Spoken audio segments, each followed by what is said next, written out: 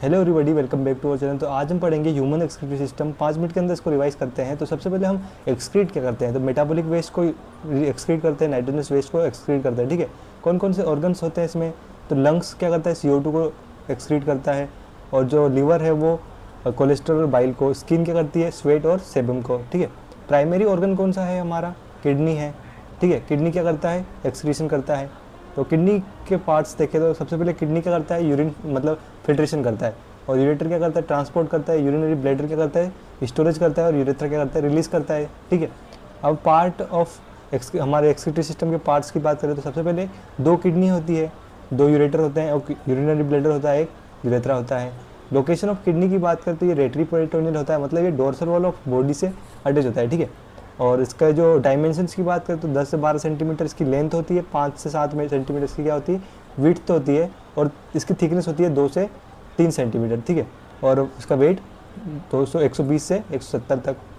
ठीक है, फिर बात करें हम किसकी, इसकी फंक्शनल यूनिट की, जैसे कि नेप्रोन। इस नेप्रोन क्या है, इसकी स्ट्रक्चरल एंड फंक्शनल यूनिट है किडनी की, और ये 1 मिलियन होती है। ठीक है, फिर नेप्रोन के पार्ट देखें तो क्या होता है, glomerulus, PCT, loop of Henle, DCT। Collecting duct एक नेप्रोन का पार्ट नहीं होता है। ठीक है, बहुत सारे नेप्रोन ओपन होते हैं, कहाँ पे, कलेक्टिंग डक्ट में। PCT क्या होती है, हाईली कॉइल्ड होती है, और इसमें कौन सी एपिथेलियम होती है, ब्रश बॉर्डर क्यूबॉइडल होती है। ठीक है, एपिथेलियम होती है यहाँ पे। और लूप ऑफ हेनले क्या होता है, hair pin shape. DCT coil होती है, और इसमें कंडीशनल रीअब्जॉर्प्शन होती है। ठीक है, तो यहाँ पे देख लीजिए, ये एपिथेलियम दी है, इसमें सीलिया लगे हुए, सॉरी माइक्रोविलाई लगे हैं। ठीक है, सीलिया नहीं लगा होता है इसमें। सीलिया कहाँ होता है, एक्सक्रीटरी सिस्टम में नहीं होता है, कहाँ पे होता है, रेस्पिरेटरी सिस्टम में होता है, ट्रेकिया में पढ़ा होगा आपने। ठीक है, और फेलोपियन ट्यूब में पढ़ा होगा आपने। अब यूरिन फॉर्मेशन की बात करें तो कौन कौन से स्टेप्स होते हैं, glomerulus filtration, reabsorption, tubular secretion. Filtration में क्या होता है, 100 जो ग्लोमेरुलर फिल्ट्रेट रेट होता है वो कितना होता है, 125 ml होता है, और एक दिन में आप 180 लीटर फिल्ट्रेट करते हो, बट इतना आप एक्सक्रीट थोड़ी ना करते हो, तो मैक्सिमम क्या हो जाता है, रीअब्जॉर्प्शन हो जाता है। ठीक है, 99% क्या हो जाता है, रीअब्जॉर्प्शन हो जाता है। और एक्टिव रीअब्जॉर्प्शन किसका करते हैं आप, ग्लूकोज, अमीनो एसिड और सोडियम का। पैसिव रीअब्जॉर्प्शन वाटर का करते हो। ठीक है, और ट्यूबुलर सिक्रेशन में क्या क्या चीज़ें करते हो, H+ आयन, K+ आयन और अमोनिया।